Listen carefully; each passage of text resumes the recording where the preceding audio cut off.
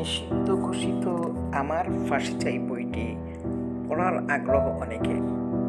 আগ্রহ থাকা সত্ত্বেও বইটি সংগ্রহ করতে পারছেন না।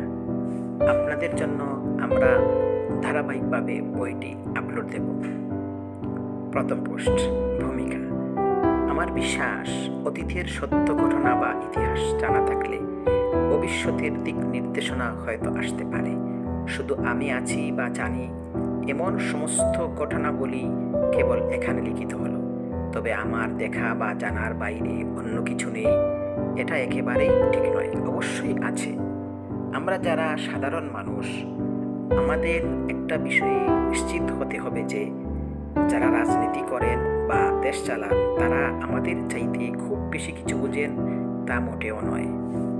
আমাদের ধারণার আশপাশ দিয়েই তাদের ধারণা।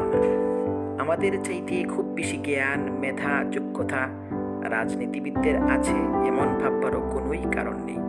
বরং কোনো বাস্তব বিষয়ে তাদের ধ্যান ধারণা ও জ্ঞানের চাইতে আমরা যারা সাধারণ মানুষ, আমাদের জ্ঞান বুদ্ধি সেই তুলনায় অনেক বেশি।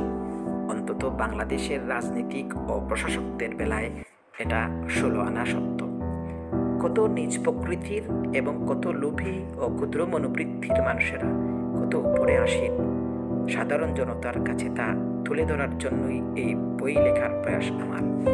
বাংলাদেশের নাগরিকদের প্রতি, বিশেষ করে আগামী প্রজন্মের মানুষদের জন্য এই ধরনের বই বা পুস্তক লেখা উচিত কিনা এই নিয়ে বিস্তর চিন্তা ভাবনা, আলাপ আলোচনা এবং তর্ক বিতর্কের পর অবশেষে সিদ্ধান্ত নিয়েছি রাজনীতির অন্তরালের কোন সত্য ও তথ্যকে বাধাগ্রস্ত না করে যতটুকু জেনেছি তাই জনসমক্ষে তুলে ধরব, এই ভেবে যে তা যদি বর্তমান এবং আগামী দিনের মানুষের কোনো কাজে লাগে।